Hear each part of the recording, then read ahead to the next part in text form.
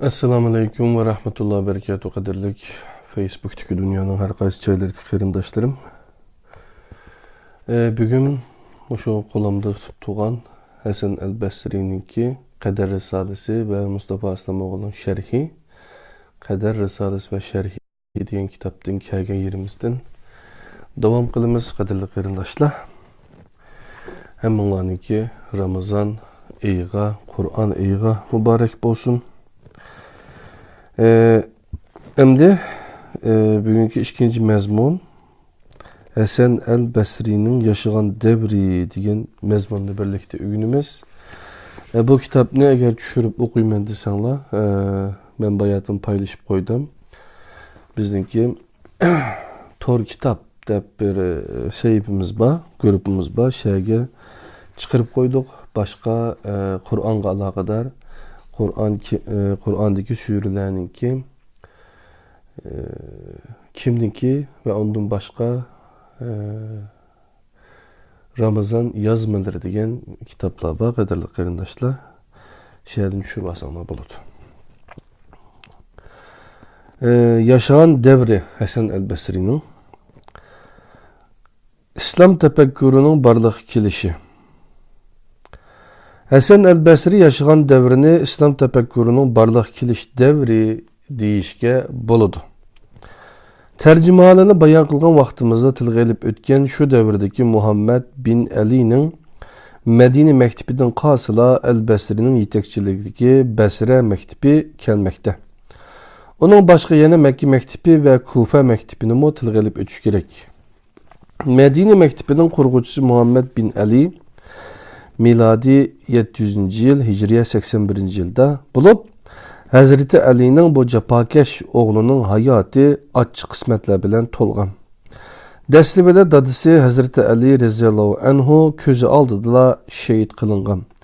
Keyin aksi Hasan'ın zehirlenip öldürülüşüge şahit bolgan. En ahırda yine köz aldıda aksi Hüseyin Hicriye 61. yılı, miladi 681. yılı katli kılıngan idi. Hazreti Ali'nin oğlu Hasan'ın Umayye oğulları üçün hakimiyetten vazgeçişi Muhammed ve başkalarını ümitsizlendirgen idi. Şunun bilen ulama siyasetten kol üzüp özleri kurgan mekteplerde barlıqını ilim, irpan işlerine atıgan. Muhammed bin Ali'nin iki oğlu Hasan ve Ebu Hişam, Hazreti Hasan'ın iki nevrisi Abdullah ve Hasan, Abdullah'ın iki oğlu Muhammed ve İbrahim, onundan başka Ebu Zer'nin talibi Mabed el-Cuhani, onun talibi Gaylan bin Muslim el-Demeşki, Abdurrahman bin Avf'ın nevrisi Said bin İbrahim, Saad bin Ebi Vakkas'ın nevrisi İsmail bin Muhammed, Arap dilida tuncu zir-ziberini tüzgen Ebu Esved el-Duali qatarlıklar Muhammed bin Ali kurgan Medine mektebinin aldığı Katar'daki kişiler idi. Bunlar İslam tarihindeki tuncu tefekkür mektebinin mensupları idi. İmam Zeynel Abidin, yani Ali bin Hüseyin, Ebu Cafer el-Bakir nimo bu mektebinin bir okuyucusu deb hesaplayımız.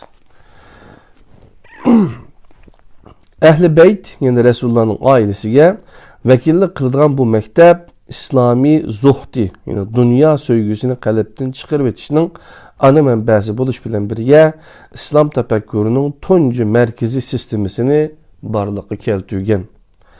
İslam'da felsefe tefekkürünün meydanı kiliş hakkıda 2 cilt çamıda bir eser yazgan Ali Sami en-Neşşar bu mektepnin mensuplarını erkin iradelikler deb atıgan. Neşşar 2. cilt 63. bettin 82. betkiç bolgan aralaqdan yayınlanıptı. Medine mektebi deb ataşqa bulunduğan bu mektep kurulgan vaqtda Hasan al-Basri Medine'den ayrılgan idi. Tuncusuga oxşaş sistemlaşmagan bolsumu ikinci bir Medine mektebinin mevcutluğundan söz etişqi buludu. Bu mektepni Peygamber aleyhisselam bu tutaştıgan halka Hazreti Ömer idi. Onun oğlu Abdullah bin Ömer, Said bin Hüseyin, İmam Malik qatarlıq alimlarmı bu mektepnin varisleri boldu. Hasan el-Basriyni bu maktabning Basradagi sistemlashtiruvchisi deb qarashga bo'ladi. Bu vajidin el-Basriyning Basra maktabini Hazrati Umar orqali Allah Resulü tutashgan ikkinchi Madina maktabi deyalaymiz. Bu maktab Hazrati Umarning tahqiqchi, ya'ni dalil isbotga tayangan hukm ve dirayetçi, jiroqni ko'ralaydigan izidan onun oğlu Abdullah orqali rivayetçi tarafga qarab yuzlandi ve buraldi. Bizningcha Hasan el-Basriy bu maktabni tahqiqchi ve dirayetçi yo'nalishga qaytirib kelgan kishidir. Abdullah bin Abbas yetakchilik qilgan Kufa maktabi Mujahid bin Jabir, Ata bin Abi Rabah, Tavs bin Qayson, Said bin Jubayr, İkrime qatarlıq izbasar imamlarını yetiştirib çıqqan idi.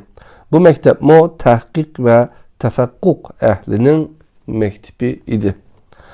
Abdullah bin Məsud yetəkçilik qılğan Kufa məktəbinin varisləri Əl-Qamə, İbrahim Ən-Nəhai, Hammad və İmam Əzəm Əbu Hanifə olub, bu məktəb İslam məktəbləri içində Rəy məktibi deyə nam çıxardı.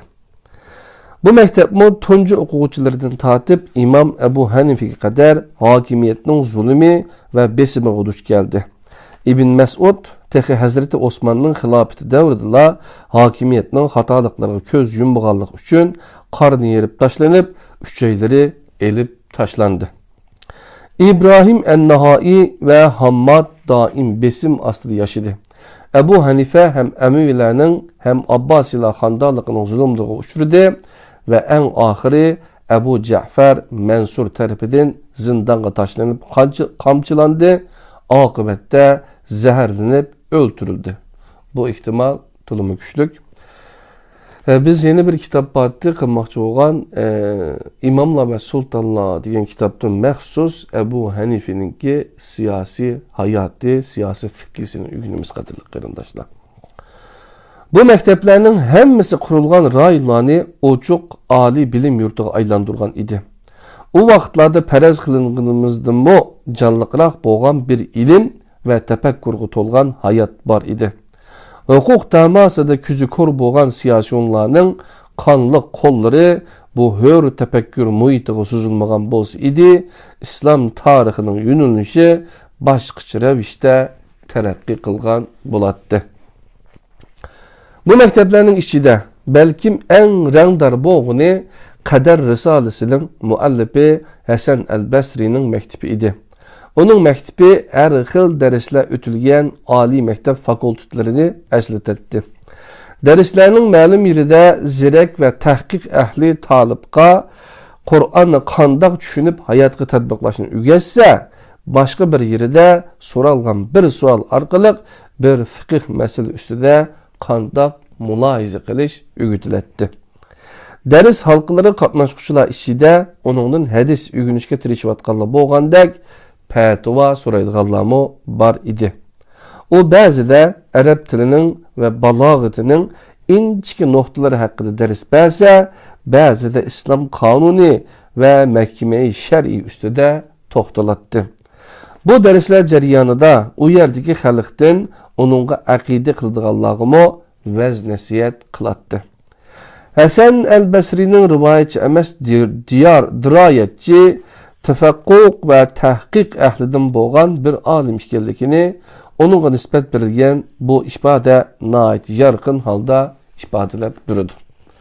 Allah faqat ilmi bolğanla emas, keng dairəlik düşüncə və düşünüş qabiliyyəti bolğanlarga etibar berdi. Onun yanında bir kişinin salih ve yaxşı bir adam ekanligini təriflənsə, o dərhal kallası işləmdi, əqlini işlətemdi deb soraydı. İmam el-Basri dərs beriş üçün Basra məscidini məktəbə aylandırğan idi. O məsciddə dərs beriyotganda talibləri halqalar şəkilləndirib olturadı. Asas halqada o üzü bivası dərs beriyotgan taliblar olturadı. Andı sanda dərs qatnaşıdığanlar, yoki anlaş üçünlük kiladiganlar o halqa ətrafında halqı şəklində orun aladı. Bir qatim o rivayətini həqiqətdən üstün tutulğan və bu səbəbdən səhih, zəif deməsdən hər rivayətki məhkəm islam aladigan, Tapalmaganda özü to'qib chiqaradigan o'lik ma'lumot birikmasi yig'ishqi herisman taqlidchilarni imo qilib, bularni xalqining sirtiga chiqarib etinglar degan edi. Bu voqeadan keyin bu xil kishilar Hoshiviyya deb atalgan. Hoshiviyya ilmni zamaska o'rinda ishlatib, obyektning mohiyati, ya'ni meg'izini tashlab qo'yib, shakli bilan mashg'ul bo'ladigan, keraksiz ilmni yig'ib, ha deb bozorga soladiganlar. Ixchamlaganda o'lik ilm havaskorlari degan ma'noni bildirdi. Hashim ahli Qur'onda hech bir asosi yo'q, munozaraga uchuq temalarni dinga so'rab kirish bilan avori edi. Eqib yurgan ahli kitob madaniyatini pardozlab, musulmonlar ichiga elib kirib, shibih, uningga buningga o'xshab ketadigan din paydo qiladi.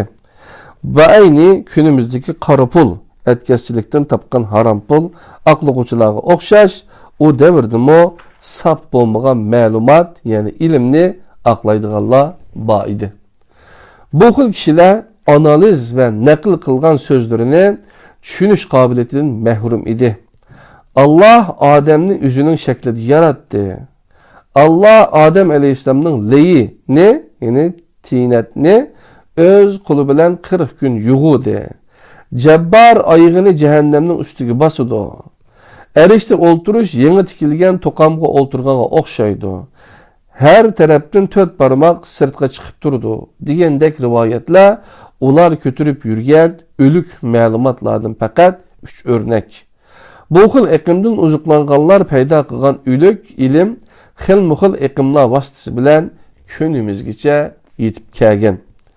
Bu tarixdan xili keyin o'tgan Muhammad bin Karram 869 yil miladi 255 yil hijriy yilda vafot bo'lgan. Nisbat qilingan Karramiya bu iqimlardan faqatli birisi xolos.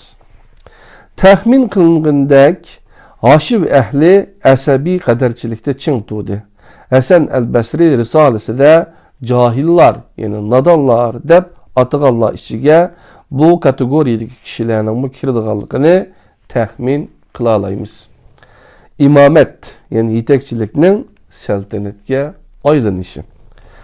Hasan al-Basri yaşagan davr faqat islom tafakkuri borliq kelgan davr bo'lib qolmasdan, nabaviy imomat ustiga qurilgan islom siyosatining moyida o'zgarish bo'lib, o'rnini saltanat ideologiyasiga olgan bir davr edi. Her qanday harakat bir tushunchadan tug'iladi. Undaqda bir harakat yoki muomalani to'g'ri tahlil qilish uchun uning parda orqasida yotgan tushunchani mulohaza qilib chiqishga to'g'ri keladi. Amaviy saltanat ideologiyasining parda orqasida yotgan tushunchani bilish uchun Sham valisi Muaviyaning Hazrati Osman radhiyallohu anhu davrida ko'zga chiliqqan mal-mulk tushunchasiga nazar tashlashga to'g'ri keladi. Rasulullah barpo qilgan siyosiy qurilmada ummatga oid mol-mulkning ismi aniq edi. Ya'ni Baytu Malil Muslimin, ya'ni musulmonlarning, ya'ni avomning mulki edi. Dastlabki 2 xalifa davrida bu Rasulullah ko'rsatgan peti davomlashdi. Biroq Hazrati Osman radhiyallohu anhu davriga kelganda Sham valisi Muaviya tunji bo'lib boshqa maqomdan to'g'lashga boshlab, musulmonlarning meli deyishning o'rniga Allohning mulki deb atashga boshlagan edi. Bu semantik, ya'ni butun gavdining ismini bir a'zoga qo'yish, buzg'unchilik va keyin yuz beradigan cho'ng siyosiy buzg'unchilikni dastlabda ko'rib yetgan kishi Abu Zar radhiyallohu anhu bo'ldi. Abu Zar ishning oqibatining qayerga berib to'xtaydiganligini shu vaqtning o'zida faraz qilgan bo'lishi kerak. Mal musulmonlarning deb amir Muaviyani qattiq ogohlantirgan edi. Abu Zarning bu masalada beshiga keladigan barliq falokatlarga pisand qilmay, qo'llab-quvvatlaganlarning eng oldida Madinaning Hasan al-Basrisi Mabad al-Juhani bor edi. Muaviyaning musulmonlarning meli deyishning o'rniga nima uchun Allohning mulki deb ching turganligining haqiqati uzun o'tmayla oydinlashdi. O, avamning mulkini xohlagancha buzib chetish haqqi yo'q ekanligini samiga selayotganlarning og'zini mushundaq so'z o'yini orqali tuvaqlay olayman deb o'ylaydi. Onuncha bo'lganda mal mulk Allohning edi. Allah uni xohlagan bandasiga beradi. Mana endi Allah mal mulkini Emevi ailesiga berishni iroda qilgan bo'lib, buningga boshqalarning aralashish huquqi yo'q edi. Haqqi yo'q edi. Mülkiyet tushunchasidagi bu xil ozg'unlikqa qadar, ya'ni taqdir haqidagi ozg'unlik ergashdi. Hokimiyatni chang'ilga kirgizish uchun her türlük yo'llarga murojaat qilgan Muaviya bin Abi Sufyan eng oxiri murodiga yetdi. Biroq onun layoqat va ahliyat, ya'ni munosib bo'lish bilan emas, besim ve zulüm bilen tutup durayotgan hakimiyetini saqlab qilish uchun hükümranlık tabiatiga münasip bir ideologiya kerak edi. Mana bu noktada Emevi cebir ideologiyasini o'ttirg'i chiqarib, qadar meselesini paydo qildi. Muaviya Emevi ailesi hakimiyetining Allah'ның qazo va taqdiri ekanligini, o'ziga qarshi chiqishning Allohning qazo va taqdiriga qarshi chiqqanlik bo'ladiganligini aytadi va oxiri bu nazariyani davlatning rasmiy qarashiga aylantirdi. Qo'shimcha: İslam tarixining bu eng nozik davr haqida adil va betaraf holda yakunlash elib berish tashabbusi keyingi mezgillarda paydo qilingan bir munofiya sepiliga duch kelishga mahkum qilingan edi.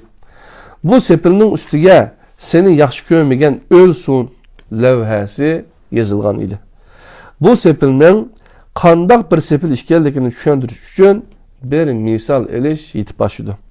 Sunan namli hadis kitabının İmam Nesai hadis kitabında Muaviye bin Ebu Sufyan'ın fazileti doğrusunda hadis nakil kılmagan idi. Bu haqda duch kelgan tuhmat ve besimlar qarta o, men Allah Muaviye'nin ko'zini to'pi bilan to'yg'izsin degan so'zdan boshqa bir hadis bilmayman degan edi. Mana bu sababdan mazkur muhaddis Nesai camiden elib chiqilib, putları taş bilen yençilip öldürülgen idi. Bu sepilinin en kalın yerini sahabe ufkumu teşkil kılıdı. Ondaqda mazkur temi üstüde toxtalganda kalamçılar payda kılgan sahabe ufkumunun Kur'an, Resulullah ve sahabelerinin sahabe hakkındaki izahatının xil ve parak işgellik üstüde bir az toxtulup ötüşke doğru kılıdı. Muaviye avamның meliği qarata tutqan muamelesini tanqid qilgan sahabe Ubada bin Sabitga mundaq deydi. Men bilan Muhammadning sahabisi o'ttirisida ularning kechirib o'tishidan ortiq yaxshi bir narsa ko'rolmaymiz. Tazhibu tarixi İbn Asakir 7-jild 215-bet. Bu so'zning kirbilishqi bo'ludiki, Muaviya o'zini Muhammadning sahabisi qatoridan deb hisoblamagan. Said bin Musayyib Resulullah zamanında yaşayan bir Müslümanın sahabe hesaplanish uchun Resulullah aleyhisselam bilan bir qancha yil birga yaşagan bo'lishi, shundaqla uning bilan g'azotlarga qatnashgan bo'lishini shart qilgan. Yuqoridagi sahabe haqidagi izohat dastlabki mezgillarda Payg'ambar aleyhisselamning jon do'stlari, eng yaqin kishileri ni o'z ichiga oladi. Kalamçılar Hicriye 3. asırdan keyin atalğının ma'nisini mazkur atalğıga layık bo'lmagan şekilde kengaytdi. Resulullah'ni qandaqlama bo'lmasin bir qatim ko'rgan har qanday kishini bu atalğının doirasi ichiga kirgizdi. Halbuki Peygamber aleyhisselamning ashabi bo'lish va Peygamber aleyhisselam bilan o'xshash bir davrda yashash bir-biridan tubdan farq qilinadi. Bulup mu Peygamber aleyhisselam özü bu haqda eniqcha qo'yib ashablarımga, yani hemrahlarımga til uzatmanglar. İçinlardan biri Uhud degidek altın nafiqa qilgan taqdirdimi? ularning ichidan birisining bir o'lcham miqdorida, hatto uning yarimichilik nafiqa qilganning fazilatiga erisholmaydi. Buxoriy va Muslim. Ashabim haqida Allohdan qo'rqinglar, Allohdan degan edi. Buxoriy va Muslim. Bu hadislarda Rasulullohning ashabim deb atag'anlarimi, Allohdan qo'rqinglar deb xitob qilgan kishilarimi bu so'zga shohid bo'lib atgan kishilar edi. Buningdan Rasulullohning har davrdishini ashabim deb qaramaganligi chiqib turadi. Yana Rasululloh Abdurrahman ibn Avf bilan Xolid bin Valid o'ttirisida maydon kelgan jidalda Xolid bin Validning texi sahoba hisoblanmaydiganligini u çok ifodalagan edi. Keyin Xolid bin Valid ko'rsatgan sadoqat va xizmatlar bilan sahobilik salohiyatiga erishgan. Sahobalar bu atalg'uga Rasululloh qaragan nuqtadan qaraydi. İbn Salahning naql qilishicha, Anas bin Malik'tin Rasulullahning ashablaridan sizdan boshqa hayot qolgan kishi bormi deb so'ralganda mundaq javob bergan. Rasulullohni ko'rgan ba'zi badaviylar, cho'l arablari hozirmi hayot, lekin ashabidan hech kim qolmadi degan.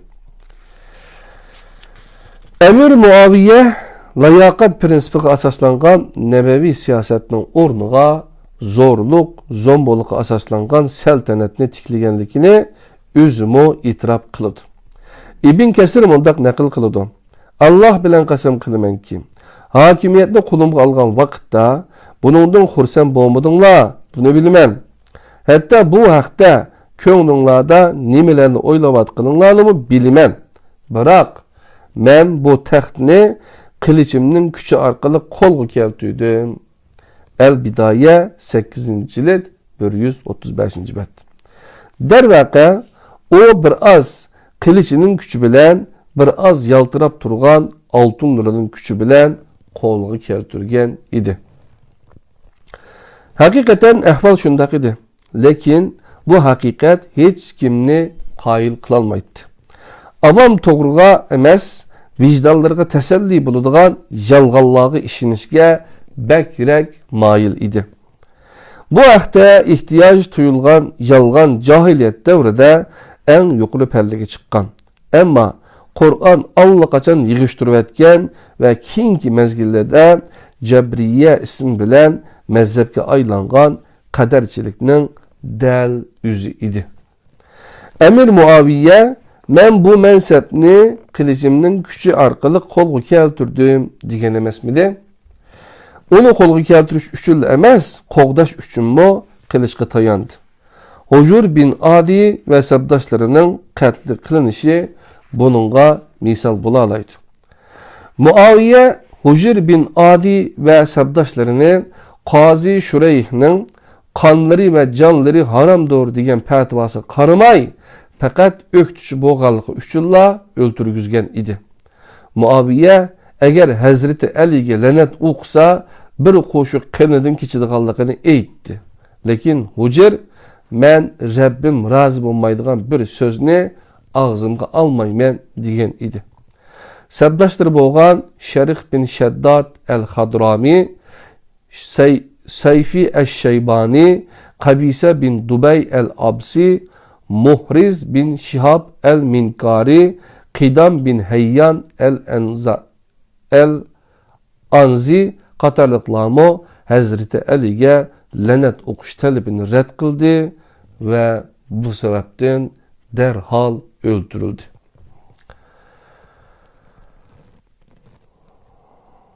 Hazreti Ayşe Muaviyeni ko'rgan hamalla g'azabdan oldiga etilib berib, "Ey Muaviye, Hujrni o'ltirgan vaqtingda Allohdan qo'rqmadingmi?" deb e'tiroz qilgan edi. Ibn Asirga asoslanganda Hujrining shahid qilinishi Hazreti Alining shahid qilinishidagla qattiq ta'sir qo'zg'agan edi. Buningdan texmi echinish voqealari yuz bergan edi.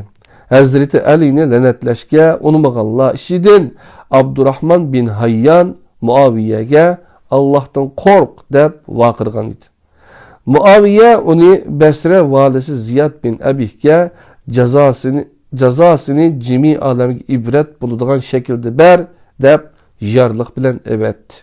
Ziyad Abdurrahman bin Hayyanni tirik peti hüküm etdi. Bu Basra'daki öktüçülere kılıngan ibret ve bişaret idi. Tabari'nin nakliga qaraganda Muaviye bir günü atarmen çaparmenlerden biriga mundaq degan edi. İbn Mes'ede Allah Ebu Bekir'e rahmet qilsin. Ne o dünyani söydü, ne dünya onu yaxshi gördü. Ömer'ni dünya istedi, bırak o dünyanı yaxtırmadı. Osman'a kelsek, dünya onunla çıktı. O mu dünyaga nail oldu. Bırak biz dünyanın içinde bolgandık, dünyanın çan tuzallarına pattık.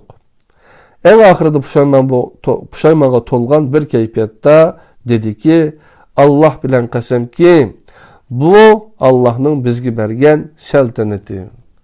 Tarih 5. cilt 334. bet.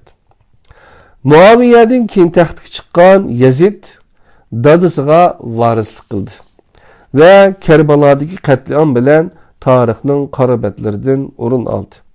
Yazidning ailesinin çoğları Bedir'de Müslümanlar tarafidan öldürülgen idi. Muaviye'nin babası Utbe bin Rabia, tağısı Velid bin Utbe, inisi Hanzala Bedir'de Hazreti Ali tarafidan öldürülgen idi. Bazı rivayetler Bedir'den kalgan elem ve adavetinin Emevi ailesi içinde çonkur yıldız tartkanlığını körüstüp bürüdü.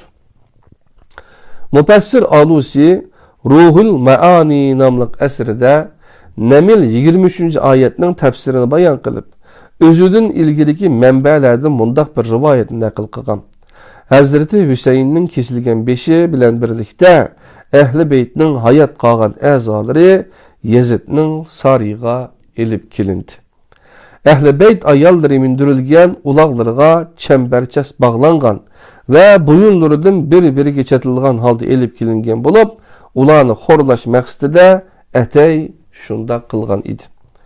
Bularning xarlangan halde elip kilin işini tamaşa qilish məqsidi çıkan Yazid o esnada bir qarğının qaqıldıgan avazını anlap tüvendeki misralarını toqugan.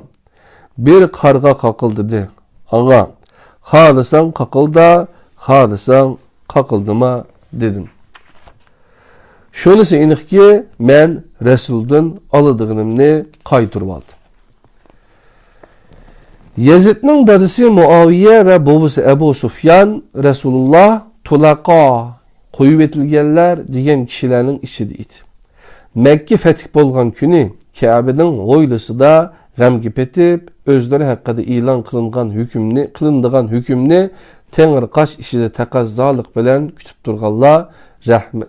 Turgallağa rahmet peygamberi İzhebu fe entum tulaqa berinla sile koyup berildinla degen idi. Resulullah'ın bu ifadesi asasen ular tulaqa yani koyup berilgenler dep atalgan idi. Yazid'nin ölümüden keyin bayat kılıngan, yani taxtga çıkan 2. Umaviye Muttaqi ustazi Amir el-Məxsus'nın nesiyet ve tavsiyesi bilen zorluk, zombuluk ve keyif sapa üstüge kurulgan seltenetinin onuğa adalet üstüge kurulgan nebevi siyasetini berpa kılışqa tirişdi.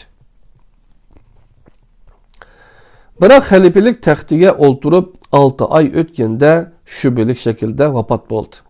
Xanıdanlık işideki bazılar tarafından suikast bilen öldürülgenligi ilgili sürülgen. Babası ve dadısının adaletsiz kılmışlarını tenkit kılıp kelgen 2. Muaviye'ge davamlıq adaletlilikni tavsiye kılıp kelgen ustazi Amir el-Məxsus 60 Hicriye 63. yıl vafat oldu iken 2. Muaviye'nin ölümünden keyin Umayye oğulları tarafından tirik kümüp taşlangan bulup Amir el-Məxsus Hür irade mektebinin tunci şehitlerden biri idi. 2. Muaviye'den keyin taxtga chiqqan Marvon va bolalari davrida besim texmi avjiga chiqqan. Bo'libmi Abdul Malik bin Marvon davri butun ummat uchun ham Qadar risolasi muallif uchun eg'ir bir zaman bo'lgan edi. Bu davrda yaqin sabdishi va iroda erkinligining harmas bayroqdori Mabad al-Juhani qatl qilingan, risala yozilgan vaqt bu fojialar yuz bergan yillarga to'g'ri keladi. Ya'ni 80-yili hijriy. Amavilar qandoq qilib imomatga qarshi saltanatni erkin irodaga qarshi qadarchilikni yuqori o'ringa qo'ygan bo'lsa, taqvo asos qilingan ustunlik tushunchasiga qarshi arabchilikni Avrupa yuqori ko'targan edi. Rag'ib al-Isfahani mundaq bir voqeani naql qilgan. Hajjaj Basradagi valiga nabatliq mavalilarni, ya'ni arablarning bo'lmaganlarni palashni amr qilgan. Vali Qur'on o'qiganlar va dinda xili yuqori saviyada ilm tahsil qilganlardan boshqa qanchalik nabatliq bo'lgan bo'lsa, ularning hammasini palib etdim deb maktub yozdi. Hajjaj uningga bu maktubimni o'qigan vaqtingda etrafingdagi hakim tiyiplarni chaqir, senda nabatliq bir tomurni topsa, uni derhal kesib tashlasin deb maktub yozgan. Muhadara 1-jild 218-betdan ilinibdi. Buningdan Hajjajning nabatliq olimlarga chiqilmasligini qabul qilolmaganligi ma'lum bo'lmoqda. Bu davr haqida asar yozganlarning mutlaq ko'pchiligi voqealarga va kishilarga hokimiyat nazar tashlagan nuqtadan turib qaragan. Bu sababdan haqqini himoya qilish kurashlariga hokimiyat bergan fitna ismini berib kelgan. Buningda bir haqsizlik borligini nazarga olmagan. Hokimiyat tarafidan zulm qilingan va qatl qilingan o'qituvchilar uchragan zulmni qog'ashning o'rniga ularning zid fikr va tushunchalarini ayblab, ularni zalolat, bid'at va hatto zindiqlik bilan ayblashda baslashgan. Bu sababdan Mabad al-Juhani G'aylan bin Muslim ad-Damashqi Jahim bin Saffonga o'xshash hokimiyatning din tushunchasiga va tushuntirishiga qarshi chiqqanlarni rahimsizlik bilan o'ltirganligini vositalik holda yo'lliq qilib ko'rsatgan. Qadar va erkin iroda munozirasining tarixiy yiltizi. Qadar to'g'risida insonlarning ikki qutbga ayrilishining tarixiy qadimiy zamonlarga, hatto insonning yaratilish davriga suziladi.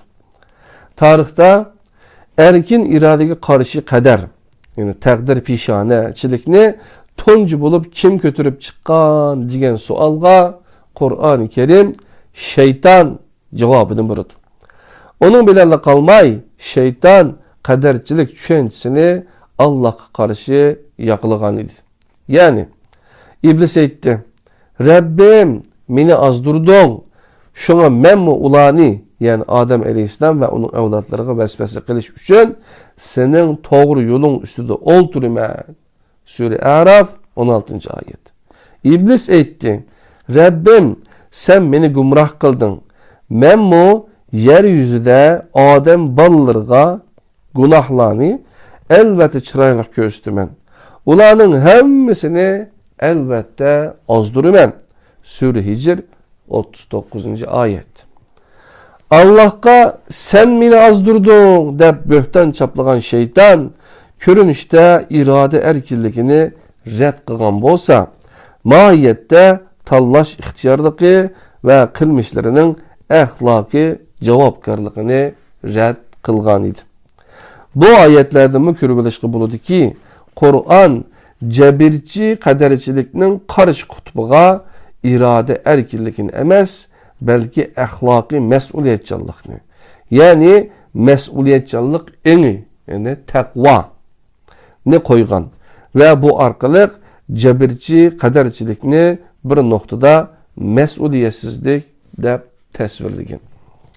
Mana bu Adem aleyhisselamni şeytandan ayırıp tuğan negizlik fark idi. Halbuki her ikkilisi günah ötküzgen. Ve Allah'a asi bolgan bolsumu Adem sadır kılgan hatalıkının ahlaki cevapkarlıkını öz üstüge algan ve ismi cismiga layık Adem doğgan. İblis kılmışının ahlaki cevapkarlıkını öz üstüge eliş uyaktı tutsun. Günahını Allah'a artıp koyup hatalıkını ten almay şeytan boğan idi. Adem erkin iradesi bilen kılgan hatalıkının ahlaki mesuliyetini kabul kılıp öz üstüge ağaçka tevbe kılgan. İblis tallaş ihtiyarlığının mesuliyetini Allah'a ittirip koyup Allah'ını eyipleyen ve bu sebepten tevbe kılmagan idi. Risale'nin şerisiga qaytılgan boğaçka bu timini muş yerde ahırlaştıraylı. Kadimki Yunan'da kaderçilik bilen erkin iradecilik otturusudaki bardı keldiler, hissiyat bilen ilmiyat otturusudaki münasibetke masalda terakki kıldı. İyuniyalık koşakçı Homer, miladidin buruqı 8. asır, bir şehrida insanın Uluq Zeus tarafından başkurulup turulğanlığını eytqan. Sokrat ve okuguçları insanın mesuliyeti ve erkin iradesini yakıladı. Stoacılığa kaderçiliki yapıştı. Stoacılığa karşı erkin irade fikirde çin turuş ve qoğdaş Marcos Tullius Sikorov'a, yani miladidin burunqi 43. yılı ve 106. yılları arasında hesap diken nisp olgan idi.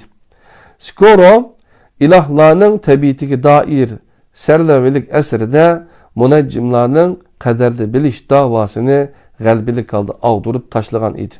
Bırak ilahi ilimni inkar kılıp karşı kutupka dömülüdü. Rimdimi okşaş talaş tartışla davamlaştı. Situaçı ahlak düşüncesinin Rimde köp sallıqını igerligen fikri ekimiga ayrılışı da mühim rol oynagan. Likos, Annaos, Seneca miladiyeden 4. miladdan keyin 65. yıla kadar aralıqdaki. Kader insanı mecbur başkurdu ve ittirdi. Degüdek derecede kaderçi idi. İcat kılıngan Hristiyanlık o çok kaderçi bulup Hristiyan kaderçilikinin perde arkası da insanın toğuluştun naçar işkenliki hakkındaki düşünce yatıdı. Bu düşünce Adem'nin çeklengen derek meyvesinin yigenliki uluğa bina kılıngan. Hristiyanlık bu ulunu asas kılıp naçarlıkını kişilikinin merkezige yani iradesiga joylashtirdi. Bunun bilen günah insan üçün baş tartip bolmaydigan narsa. Günahni keltirip chiqarganligiga e'tiqod qilingan irada bolsa, baş jinoyatchi idi. Bu orqali irada şeytanlaştırılgan idi.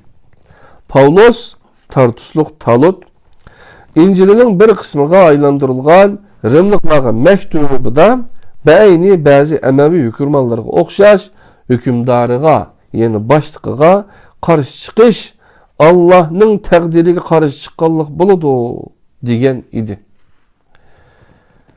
Şundaqdımı Rim hükümranları tarafından öldürülüştün kutulalmadı. Pavlus'un kaderci idi ise Rim'e maskelet. Çünkü Rim imparatorları özlerini Rim halkının kaderi dep qaraydı. Lakin bu nazariyaya karşı çıkan İsavi Saint Justin Martyr yani 103 ve 165. yıl aralıqda yaşaptıkken erkin iradenin yakılganlık üçün öldürüldü. 25 yaşında Hristiyanlıqni qabul qilgan qanunshunos ve xatib Tertullianos 155. yılda tug'ilibdikan. Hech kimning muqaddas ruhning ta'limotiga muhalif holda falsafa ve behuda yolg'onlar bilan kallanglarni qaymoqtirishiga, sizlarni aldab yo'ldan chiqarishiga yo'l qo'ymanglar deyaligidek derecede falsafaga qarshi chiqqan edi. O bu pozitsiyasi orqali mahiyette İsavi İslamni Yunan paganizm bilen yug'urib Hristiyanlıkni barpo qilib chiqqan Pavlusning qadarchi yo'lini bo'ylab mangdi. Hristiyanlıkning kindisi deyishga loyiq ataqliq ilahiyat shunos Aurelius Augustin Çirkav izchil holda taqab kelgan sohaning yugunini qo'liga ilib, uni Yunan felsefasiga ochdi. Tangrining shahri nomli mashhur kitobida qadar va erkin iroda masalasini hal qilishga tirishdi. O Sikaroning erkin irodasini qo'llayman deb ilohiy ilmni inkor qilgan xatarlik tarafini rad qilish bilan birga erkin iroda haqida to'g'ri baho berdi.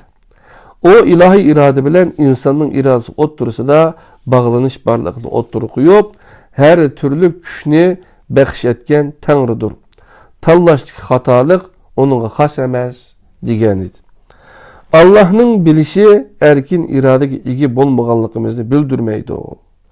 Yana bir yerde mundaq deydi. Sodir qilingan gunohning javobgari qadar, pishona va kazolar emas, balki insonning dal o'zidir. Gunoh qilish insonning ixtiyorligi bilan munosabatlikdir debdikan. Çirkav peshvosi Augustning bu ko'z qarashini Hasan al-Basrining ko'z qarashiga o'xshatishga bo'ladi. Afsuski, Hristiyanlıkning qadar tushanchisini har turli ichki e'tirozlarga qaramay 529-yildagi Orange qurultiyida taqdiri ilohiy bilan erkin iroda o'ttirishga tangpungliqni asos qilgan Augustning ko'z qarashi emas, Pelagioschi ko'z qarash belgilidi. Chunki Pavlus peres Hristiyanlıkның özgenilmez şuarı çirkav nicatlıktır idi. Bu nicatlık insanın ilkide emez diyen ma'nini ifadeletti. Nicatlık Tanrı'nın inayetidir. İnayet bolsa çirkavның monopolluğudur idi. Şundaqdımı Rim çirkavının besimiga qaramay, qadar to'g'risidagi talash tartishlar hech to'xtamadı. Hristiyanlıkның bir mezhebini teşkil kılgan Yakubiler cebirçi kaderçilikni yakaladı. Nasturiler erkin iradini yakalaşını devamlaştırdı. Yahudi ilahiyatida Rabbaniler, yani Rabbaniyun, kaderçilik yani cebri ve taklitni yakalaştı çın turgan bolsa, Anan bin Davud, yani 715 bilen 795 yıl arasında yaşaptıken, bunun reddiye süpede şekillendirgen Sadukilerinin varisi boğan Karaim firqisi erkin irade ve akılını yakılıdı.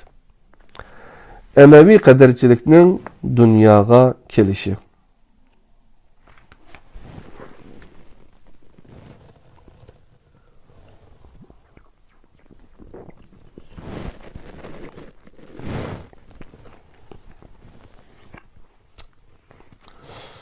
Emevi kaderçilikning dunyoga kelishi. Cahiliyet müşrikleri hör irade ve ahlaki mesuliyet bilen cebirçi takdir tushunchisi kurishida cebirçi takdirchilar bilen bir septe turdi. Cahiliyet insanlarının takdir hakkındaki düşüncesini Kur'an ularning ağzından mundaq naql qildi. Eğer Allah halis idi, biz ve ata bobolarımız şirik keltirmeydik. En'am 148. ayet. Ular Kur'an'ın tevhid çağırıqıga karşı çıkıp şirik akidesini takdir üstüden yakılgan idi. Kur'an cahiliyet takdir düşüncesini red kılıp onunla karşı insanın ahlaki mesuliyetini yakılıdı.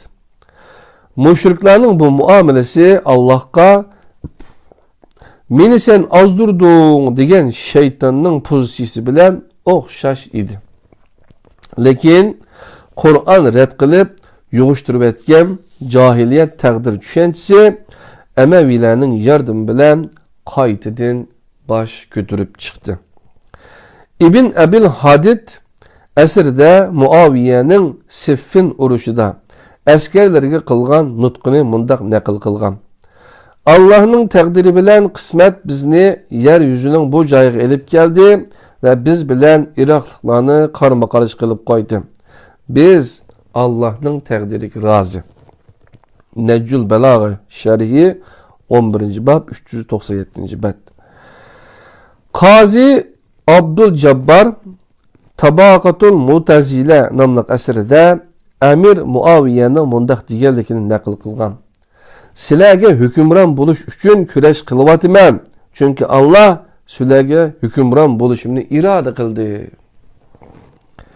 İbn Qutaybiyaning El-İmame ve Siyase Sellevilik əsrində naql qilishicha, Əmir Muaviyə oğlu Yazid üçün bey'at ilish əsnasında mundaq degan edi.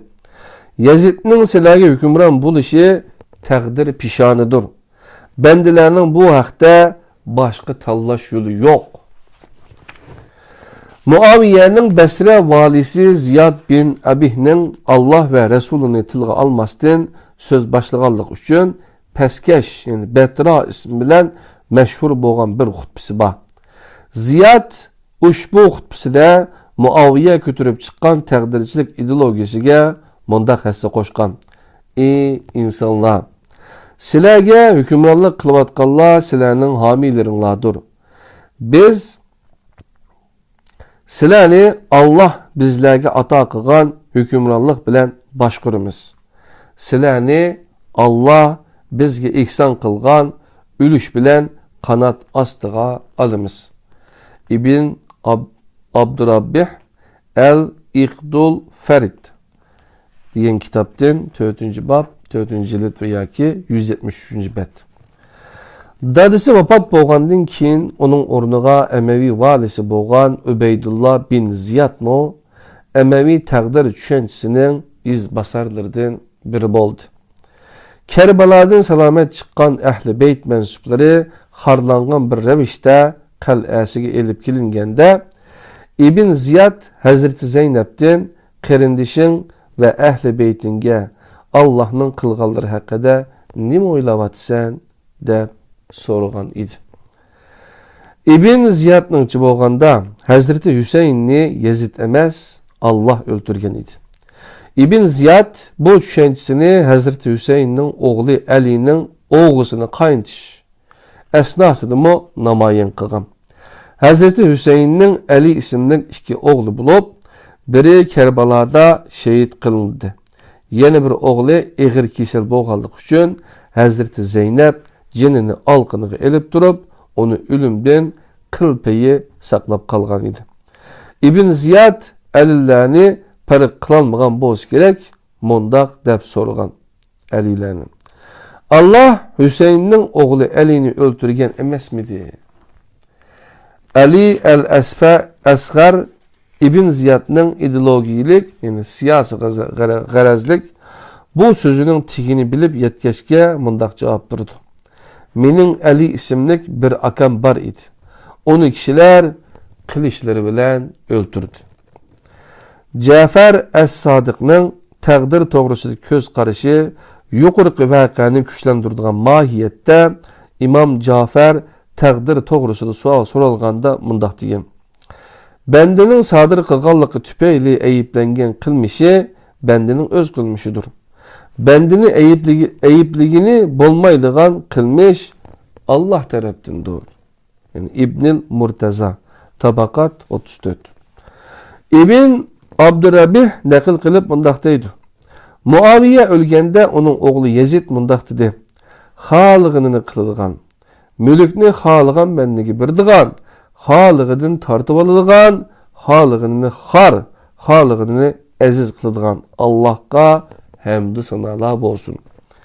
El-İqdul Ferd 4.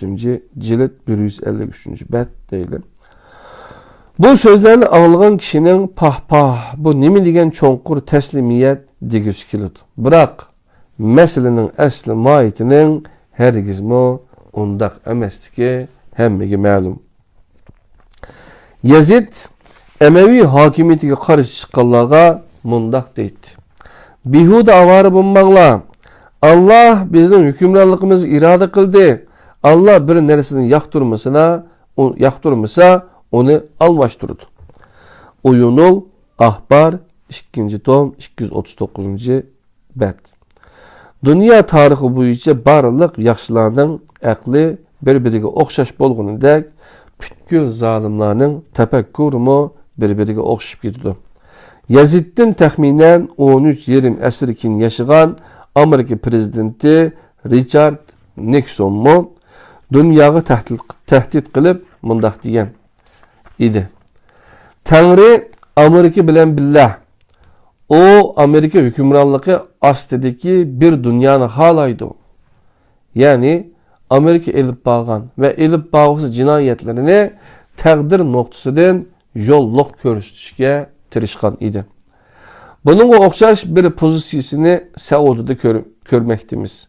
1990 yıldaki hac esnasında yüz bergen Tonil faciası da resmi bayanatga asaslanganda 1426 kişi.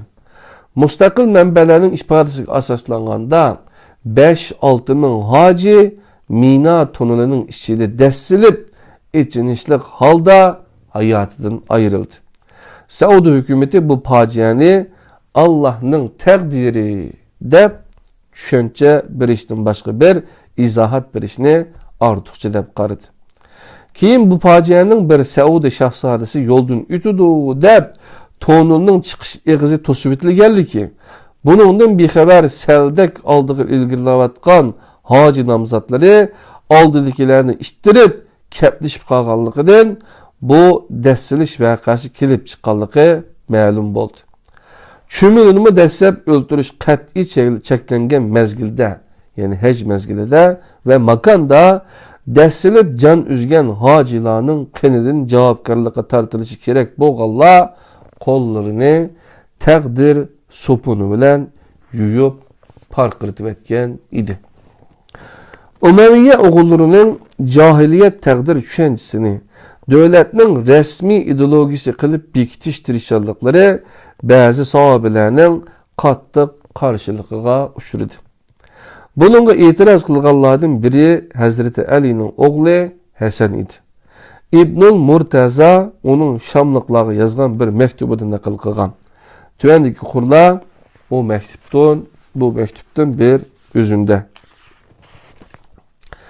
Ey bu alemki vidalaşkan münafıklarının evlatları, ey zalimlarının yardımcıları, ey pasıkla mescitlerinin karavulları, içinladın təqdirnamə astıda Allah'a böhtan çaplaydıgan, özleri sadır kılgan cinayetlerini Allah'a döngeyligan, şundakla kılganlarını Allah'a artıp koyduğallardan başkası çıkmamdı.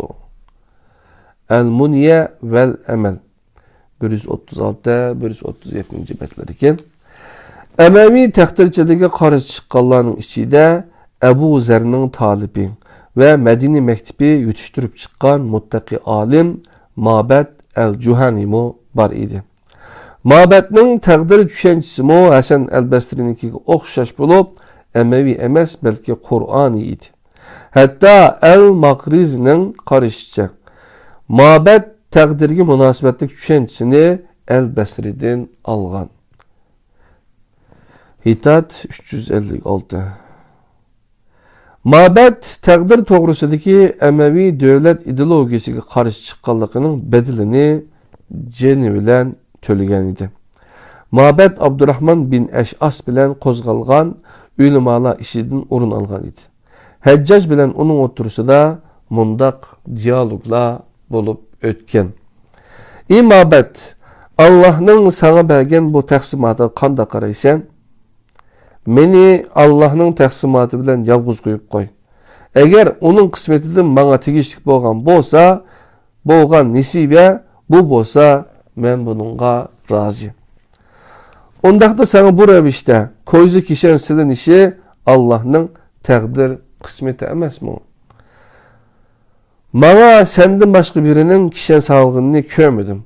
Kani kişen elbet eğer Allah'ın təqdir kısmeti bunun otosalgı bolsa men onunla razı. Şunundan keyin Mabed qattiq qiyin qistaqlarga elinib en ahiri qatl kılıngan. Hasan el-Basri'nin yakınlarının Gaylan bin Muslimmo Hicri 120 yılı Hişam'nın kolu bilen oxşaş akıbetke duçar bolgan. Qazi Abdülcabbar Tabakatul Mutezile namlıq əsride mundaq nakıl kılgan. Hişam bin Abdülmelik bilen muttaqi alim Gaylan bin Muslim oturusida mundaq diyalog bolup ötken. Dünya nimetlerinin bizge Allah tarafından berilgenligiga işenmeysen, şundaq mı? Amanetni haylağı birişidin, xilafetni facir ve pasıqlağı biri bitişidin, uluq Allah'a sığınıman. Allah'ın halifeleri onun ahkamını tadbiq kılıdığan, Allah'tan korkuduğan, devletni adillik bilen başkuruduğan ve şundaqla keçip kutuluş imkansız boğan zatның gazibidin teptat edilen kişilerdir. Allah facirlerini günahka, şahitlerini yalgancılıkka mecburlamaydı. Harakni harak keşke takdir kısmet kılmaydı. Hicri 1. əsrinin ahirida Medine'nin imamı deb nam algan Gaylan bin Muslim hakimiyet ideologiyası taraftarı Evzai'ye karşı hür irade mektebinin düşencisini yakılap münazirleşken.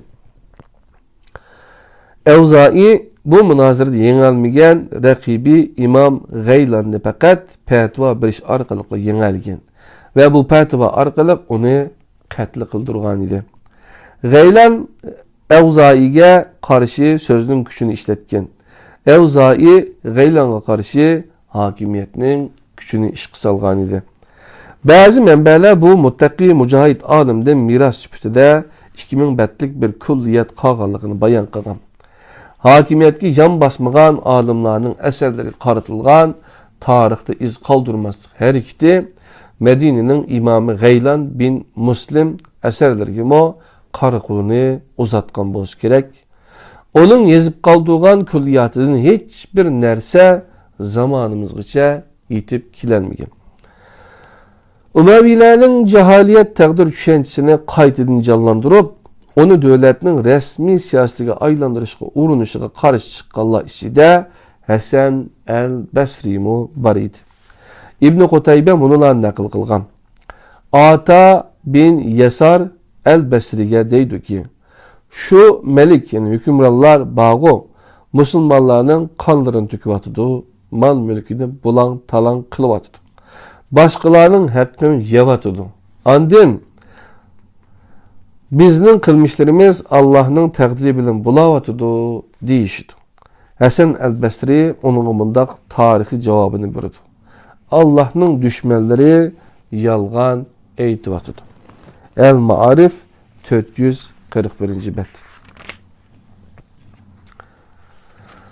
Oxşaş bir vəqəlik başqa bir mənbəlerde Ata bin Yasar üçün emas, Mabed el-Cuhani'ye nisbət verilgen halda tilgə elingan bulup, məsələnin maiti oxşaş. İmam el-Basri hakimiyetinin qollışı bilen yaqılangan təqdir düşençisinin musulman xalqının əxlaqi məsuliyet tuygusunu yok qıqallıqını tonup yetken idi. Qolumuzdaki bu eser Hasan el-Basri'nin Allah'a karşı düşmanlık ve böhtan dep qarıgan Emevi hakimiyetinin takdiri yani cebir düşençisiga karşı hakkaniyetini yaqılaş üçün kalemge algan risalesi ve onun şerhisidir. Hasan el-Basri'ye oxşaş muttaqi bir alimnin meydanında turup qarıganda Allah'ın düşmanı bulup görüngen Emevi hükümdarı özünü Allah'ın has dostu dep biletti. Çünkü onun karşıda onu Allah tanıgan bulup ulanın hükümranı buluş Allah'ın takdir kısmeti idi. Bu sebepten ulanın hakimiyetiga karşı çıkış Allah'ın takdiriga karşı çıqqanlık buladı.